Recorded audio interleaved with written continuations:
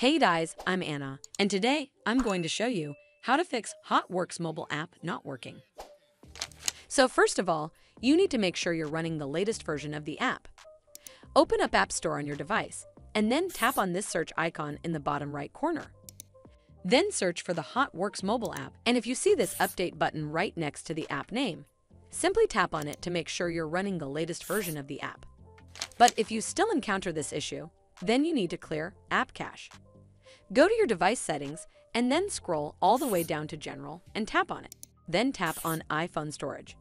From here, search for the HOTWORX mobile app and then tap on it. Once you're on this screen, you need to tap on Offload App. Tap again to confirm. It'll take a bit for processing, and then a Reinstall button will show up. Simply tap on it to reinstall the app.